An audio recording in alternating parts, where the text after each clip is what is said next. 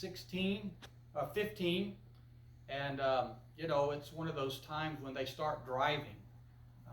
In a way, it's a time that every parent dreads, but she's doing really great, loving the Lord, serving the Lord, went into the 9th grade this year. Savannah's in the middle, and Savannah, you may remember, I think I shared with you that she has MS, was diagnosed a few years ago, but she is really, really doing great, and God has kept His hand upon her. We continue to pray for her healing.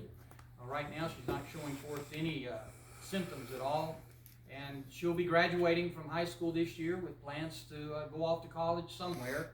I'm not sure where that's going to be, but just keep her in your prayer. And then Sarah there on the right, she is my oldest daughter. She's 22, and she's living with me right now and going to school and working, and has shared with me recently that she feels like God may be calling her into missions, and is actually talking about getting a what they call a missionary associate appointment to work in Wales, which was one of the last countries that we served in. She'll be going back for a month in May, and so I'm just praying that will really give her some guidance as she goes. Let's go on to the next slide. Well, I've been doing this missions thing for some 32 years. That's a long time. And as you look at the pictures, you can see I haven't changed a bit. But as I look back over my time in missions, there's been some good times. There's been some sad times. Like most of our lives, we face challenges, and we have as missionaries as well. We've faced a lot of different things over the years. But the one thing I have come to learn is that God is always faithful. Amen. Amen? Yes. Amen. How many of you have never had a problem? Okay, that was good, because my next question was going to be, how many of you are liars? Because that is something we face whether we're Christians or not. We're going to have trouble in this world, and Jesus even told us that. But I have found, and I know for those of you who have been serving the Lord for many years, I can almost testify that you have found that God is faithful. Amen. He doesn't always prevent us from going through the hard times, but He always walks with us in the hard times, because He is who He is, and He's faithful. Well, for those of you who don't know me or may not remember, I have served in 4 different countries over the years. I started out in El Salvador as what they called a missionary in training. I was working under a veteran missionary, and it was an amazing experience. When I went to El Salvador, it was actually in the midst of a civil war, and I got off that plane and looked at the posters on the walls of children with one leg, and I thought to myself, what in the world have I gotten myself into here? From there, I went to Guatemala, and then eventually to Europe, where I had originally received the calling on my life as a teenager, going on a missions trip. And God once again took me to Europe, and then I worked a term in Wales where we planted a church, and the church is still there, still functioning. It's got a Welsh pastor, which is what we want to do in missions. We want to go, we want to plant, we want to turn it over to the nationals that are in their country. And so as I look back and we've been able to see how the church has progressed, I'm very thankful for the small part that we had in planting that church, because as you look at Europe today, you really do realize that it is a post-Christian, if it ever was a Christian, continent. And so we'll be looking a little bit closer at that here in a few minutes. My last term, I was working at Network 21.1, and I know I've been here before and shared with you a little bit. It's an international ministry that's using the internet to share the gospel around the globe. At Network 21.1 to date, we have had visitors from 244 nations of the world. Even someone from Antarctica, if you can imagine, and the Vatican in Rome. People have visited our websites. What we do is we create websites, not just in English, because we live in a world of many languages. And so we created a website in different languages, and I'm not going to go through the list. We have about 18 of them, but major languages like Chinese and Russian, Arabic, Spanish, of course, and we just recently launched a website in Hebrew. And so we have all of these websites So, and what we do is we focus on specific needs that people may be having, such as anger, depression, and I'll show you a list here in a couple of minutes. But as people go to the internet looking for help, then we are able to address their need and present Jesus Christ as the answer to their needs. So let's talk a little bit about Europe. As I said, it was on a missions trip to Germany that I really received my call as a missionary. I was there on a short-term missions trip, and God really got a hold of my life while I was there. And I remember still, while I was there, we were passing out tracts in a commercial center there in Darmstadt, Germany. And I remember as I was passing out tracts, I didn't speak German, but I had a tract that was in German, and I went up to this old lady as she was coming out of the store. And when I looked at her, I mean, I thought, she's probably old enough to remember American bombs falling on German cities. I mean, she was pretty much up in age. And as I went to share a tract with her, she looked at me and she said, go home, in a voice just like that. And I've thought about that over the years, and as I remember her words, I thought to myself, but how can I, when there are so many people in Europe who are lost, without God, and headed to hell? That is the reality of what we do. We as Christians understand that the only means of salvation is through Jesus Christ.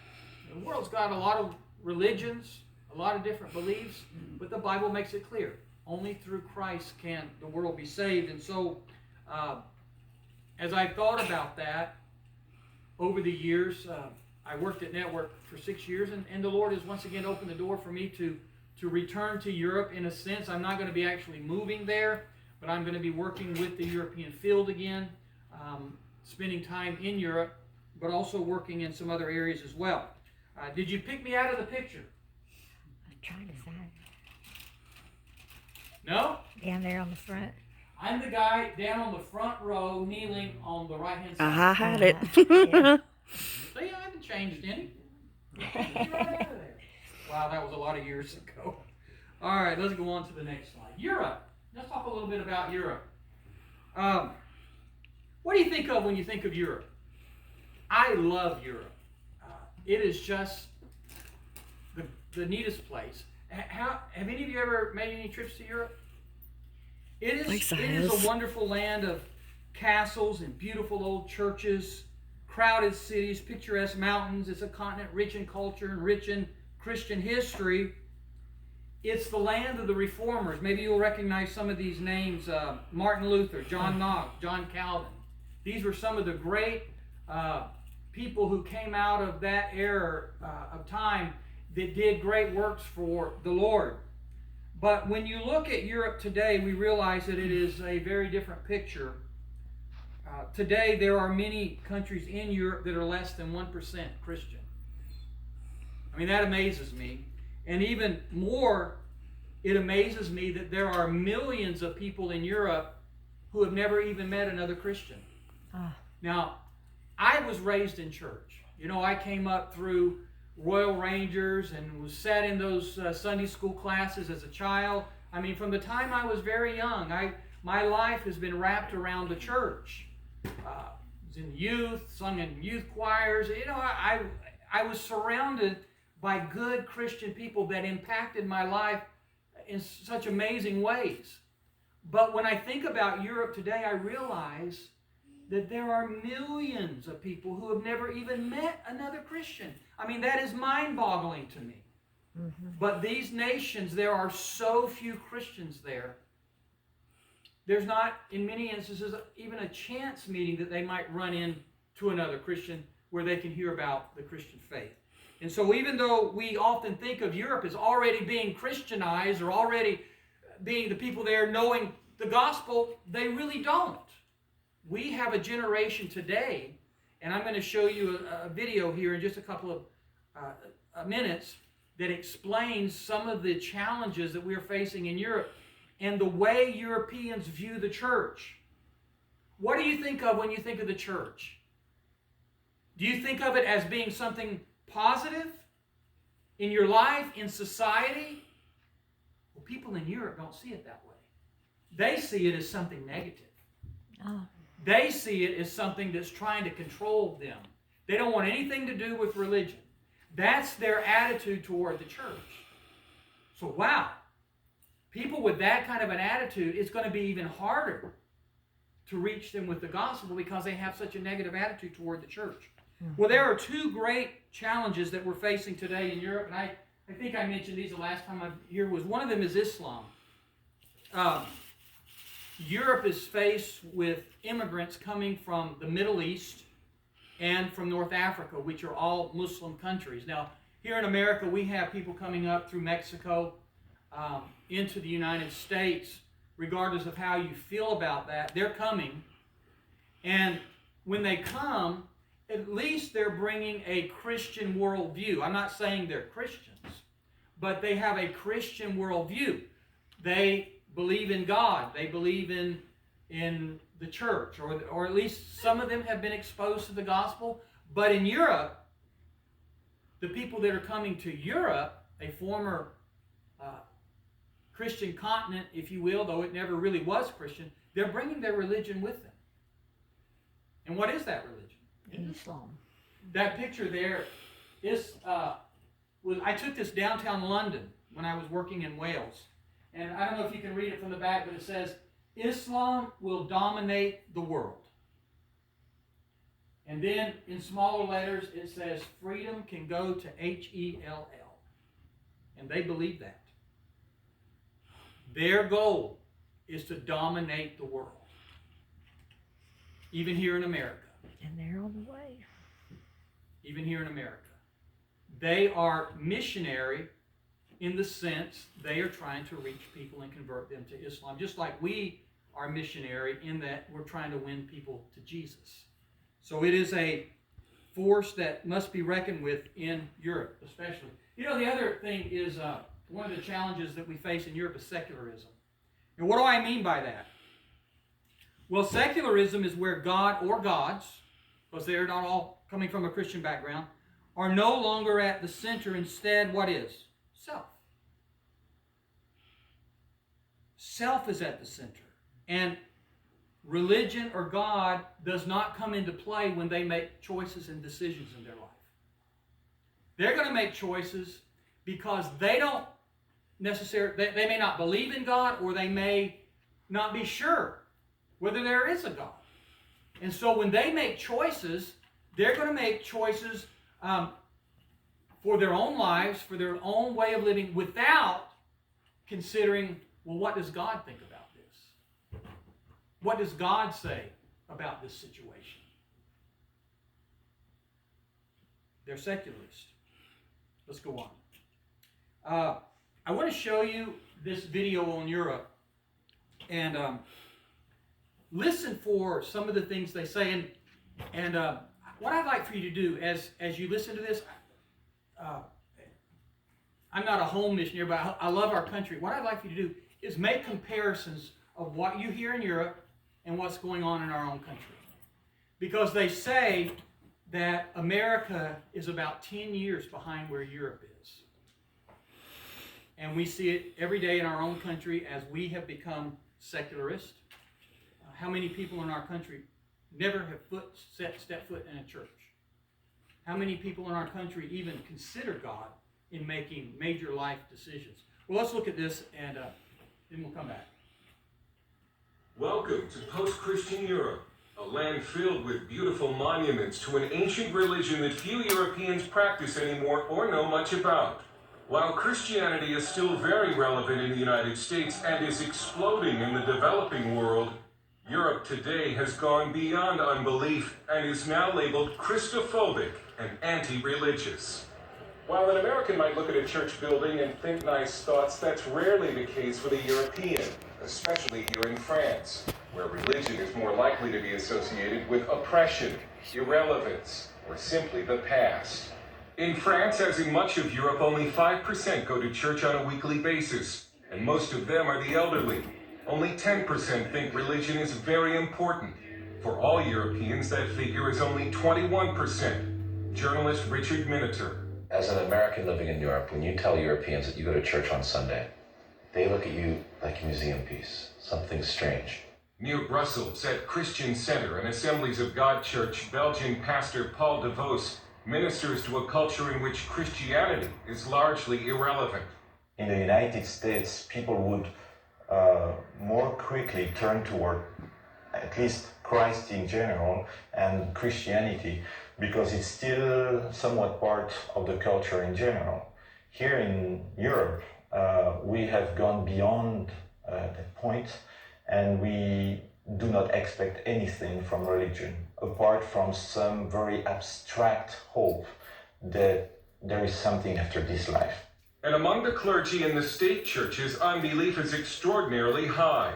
Baylor sociologist Rodney Stark. It's easy to have a negative religious experience going to church in Europe. The one place where unbelief is rampant is in the churches. The study Fragmented Faith found that in Britain, 1 out of 5 Anglican pastors do not believe in the bodily resurrection of Christ, and only 60% believe in the virgin birth. That's a lower level of belief than among churchgoers. It's the churches they don't go to, and one of the reasons they don't go is that the people running them don't care if they don't go. There have been news reports recently that although church attendance in Europe is low, belief in God is actually very high. But belief in what sort of God? Judging from surveys, it's a New Age faith with a large dose of moral relativism. Vince Esterman, a Frenchman who grew up in Australia, has been a French pastor for almost 20 years and has a dynamic street ministry in Paris. And although he has led a lot of Frenchmen to Christ, he doesn't talk much about revival. He speaks of a Europe that is still moving away from God. Europe that was the custodian of the gospel in the very early decades now is a continent that is rejecting the gospel and Christianity. And so we have seen France go into decline, and with it, Europe generally. But instead of looking to faith for answers, the European media continue to mock America's high church attendance as weird. The British Economist magazine writes, "To Europeans, religion is the strangest and most disturbing feature about America." So it's open season on evangelicals, in particular in France. But absolutely nothing can be said against Muslims, of course, because there's always retaliation. Rodney Stark writes in The Victory of Reason that Europe owes everything to Christianity. Its culture, its freedom, its science, and its wealth. But European leaders today are defiant in their efforts to keep God and Christian faith out of public life. A sociologist at the Sorbonne in Paris says, "We are not going to sacrifice women's equality, democracy, and individual freedoms on the altar of a new religion." But some would say Europe has a new religion. Italy's culture minister, Rocco Buttiglione, a devout Catholic, calls it a nihilistic fundamentalism against truth. Stark simply calls it hedonism and says it's why Europe is dying.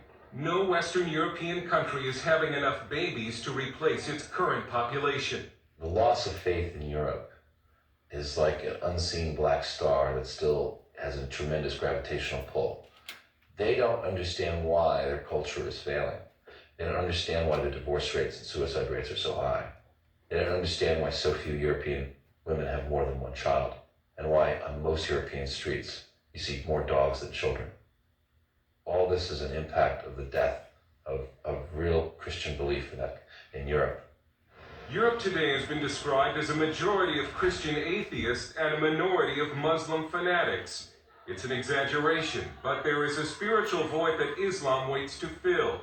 It was this void in the life of a Belgian woman, a former drug addict named Muriel de Gauck, that caused her to convert to Islam, go to Iraq, and blow herself up trying to kill U.S. troops. I have been an eyewitness to France becoming increasingly Islamicized. There is no longer an ability to morally resist a strong culture like Islam coming into the country. Europe is going to get more religious than it is, either because of a revival of Christianity or because they go Muslim. You can't sit there with no babies forever. And because faith impacts everything from culture to economics to the war on terror, analysts say religious America and anti-religious Europe are likely to drift farther apart, unless or until Europe returns to God. Dale Hurd, CBN News, Paris. What do you think of that? Pretty frightening, isn't it? It is disturbing. When they look at the church in Europe, they see it as a very negative thing. It's not relevant to their society. It's not relevant to their lives. And interesting, when they look at America, their greatest concern is the fact that we are still going to church. And then they look at us like we're a little strange because we do. But that's the Europe that we face today. Obviously, once again, we need to be reaching out and praying for Europe as never before. Let's go to the next slide. Canada. In the history of Assemblies of God World Missions, we have never considered Canada as a mission field. I mean, that's, in a sense, it's kind of mind-boggling, but in another sense, it's kind of like Europe in the minds of many Americans. We don't really see it as a mission field. You know, we've always thought of Latin America or Africa or Asia as the mission field. But when you look at Canada, like Europe today, it definitely is a mission field. In one sense, Canada's belief system can almost mirror Europe's. Christianity is in decline in Canada. There are 50 unreached people groups living in Canada, 1.9 million people unreached. One study I saw said that only 8% of Canadians are considered evangelical Christians. 8%. So what does that mean? Well, that means what? 92% of them are lost without God. So do we need to send missionaries there? Is it a mission field? I would say so. Now, Canada does have an Assemblies of God national organization there. And so like missionaries today do, when we go overseas, we always connect and work with the national church of that country. And so we have already been having meetings. It is so new. We're still trying to figure out how we as Americans are going to work with Canadians.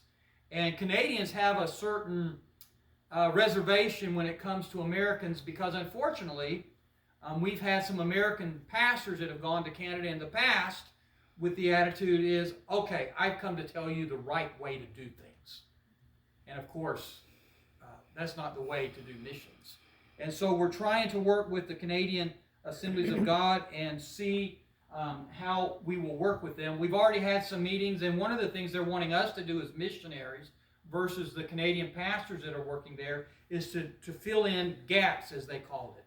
Gaps of ministry where no one is working in those areas. And so those are some of the areas that we are looking at as missionaries working in Canada. Let's see here. What am I going to be doing in Canada? Well, I'll be doing evangelism and discipleship. We'll be working, mentoring young pastors, church plants, possibly leading some ministry teams up to Canada, maybe some construction teams.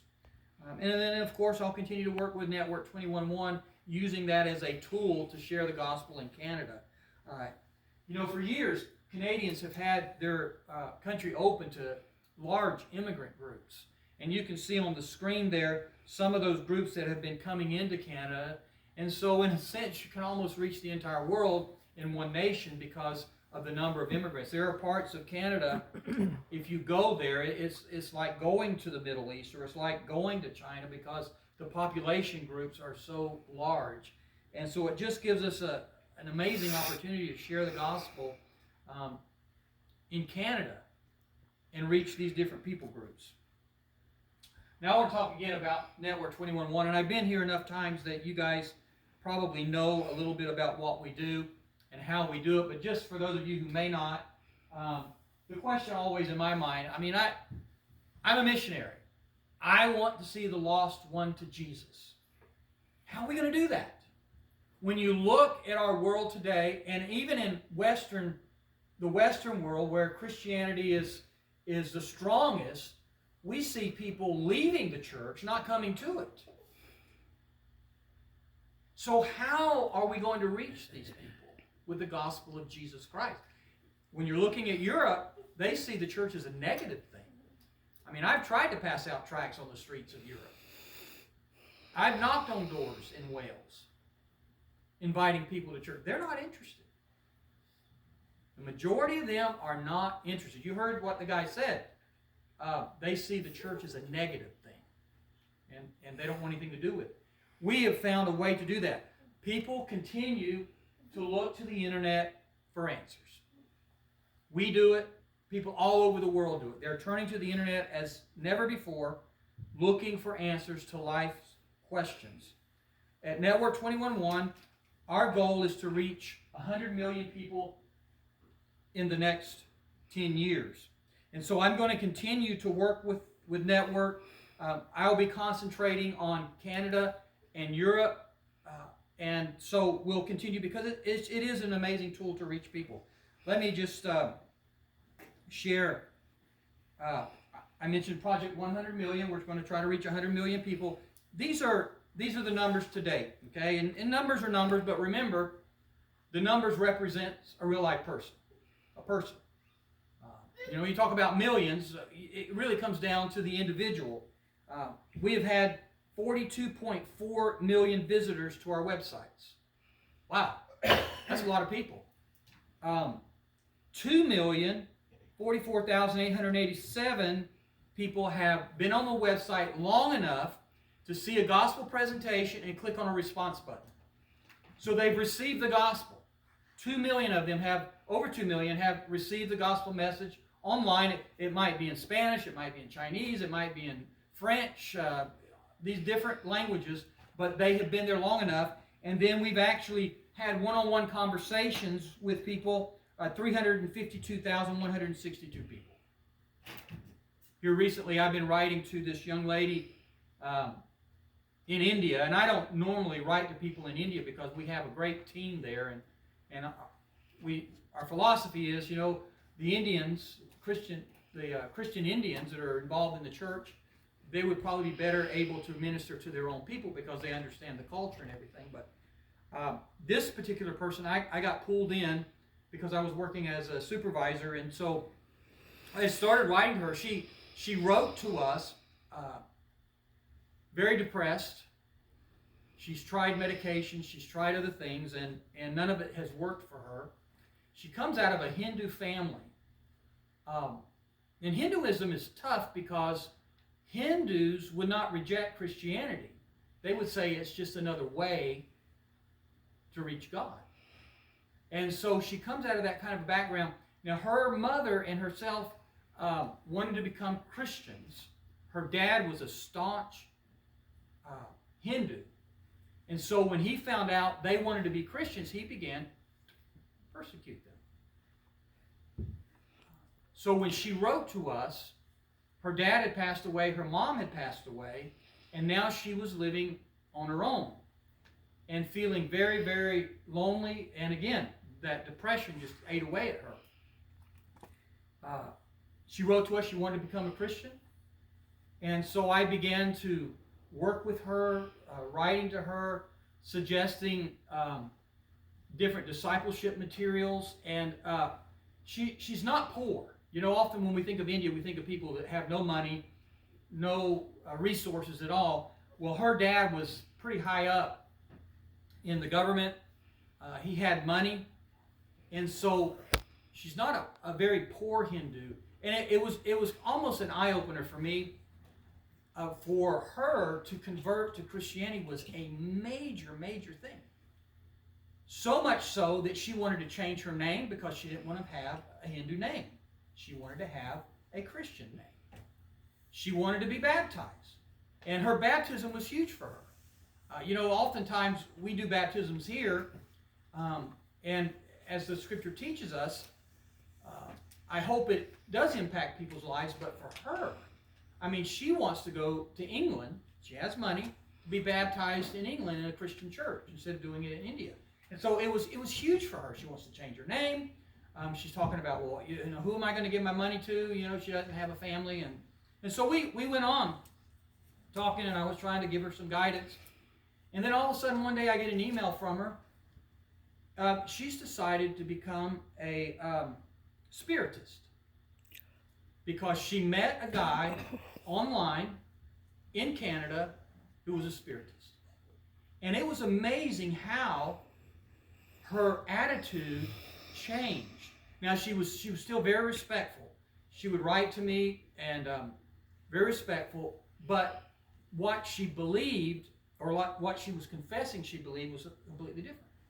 All of a sudden, because of the influence of this guy she met, seances are okay. It's okay to speak to dead relatives that have passed on. You do that through a seance. And other things that spiritists do. And I wrote back to her, and I gave her the biblical perspective. I says, you know, the Bible teaches us there's no such thing. You cannot contact someone once they're dead. I said, if there is anything there, it would be demonic. But she didn't believe me. And so she's continuing on, planning to marry this guy. She's going to move to Canada to be with him. And so I'm praying for wisdom. How do I relate to her? You know, I didn't cut her off. And I tried to tell her, I said, even though you've chosen to go this path, I want you to know that I'm still here for you. I'm still praying for you. I believe you're making a wrong decision. You're making a decision that's going to have eternal consequences. But I want you to know that I'll always be here if you want to write to me, you want to ask questions. And so I still write to her from time to time just to check in with her, because I believe that God's going to bring her back home. Yes. She's going to wake up one day to the truth. And she's going to know that only in Jesus is there salvation. I've given her the scriptures. I've given her the Bible. And so we have to believe? God's word will not return void. And so I'm praying for her name. You can pray with me. Her name is Superna. Her Christian name, because she was going to change her name, her Christian name that she chose was Claire. So if the Lord brings her to mind, pray for Superna or Claire. And I continue to try to reach out to her. I need to move on here. Just some maps. I've shared this with you, I think, a couple of times, so forgive me for going through it again. But when you look at responses we're receiving through the ministry of Network 21.1, this is one day. On this particular day, it was 491 people from all over the world. One day. And usually we have anywhere from 50 to 60 people that write to us a day, depending. Sometimes it's lower. We've actually had up to 100 people a day writing to us. Depends on how we do AdWords through Google. But this is a day. And what's interesting to me is you can see this map. People are spread all over the world. Look at this. This is a week. 3,402 people in a 7-day period. And now look at a month. 16,811 worldwide responses in a 30-day period. That's a lot of people. And God knows each and every one of them by name. It's amazing. Isn't God amazing? Amen. I sometimes I just get the chills thinking about the fact that God knows each and every one of those 16,811 people by name. He cares about them, and He loves them. What brings people to us? Again, we focus. Let me say this first. Here are some of the things that people are writing to us about. And I may have showed this slide to you before, but why is this happening to me? I'm a Christian. Is there a God? You will not believe how many people write to us with a simple question. Who is Jesus? Who is Jesus? I mean, for us, it's a no-brainer, right? We've heard of Jesus all of our lives. I mean, we're in the church. But they're asking, well, who is this guy, Jesus, I keep hearing about? Why am I so depressed? We have more people writing to us dealing with depression than any other thing. It's one of our highest hits on the internet, on our group of words. People are living very depressed lives, even Christians. Christians are not immune to it. That's right. We have Christians and non-Christians writing to us with these specific issues. And, you know, the people that work with us, they're all volunteers. You can work with us as you want. I know some of you have lived for God many years and have a lot of Christian experience. You could be responding to some of these hurting people. So we let people know up front that we're not psychologists, but we kind of see it like you're in church, right? Somebody comes into the building and they're hurting, they're in pain, and they're just looking for somebody. It doesn't have to be the pastor, but they're just looking for somebody that would be willing to sit down with them and listen. They just need to unload their heart. They need to have somebody that they can tell what's going on in their lives, because people are lonely and they're searching for answers. And, you can be lonely.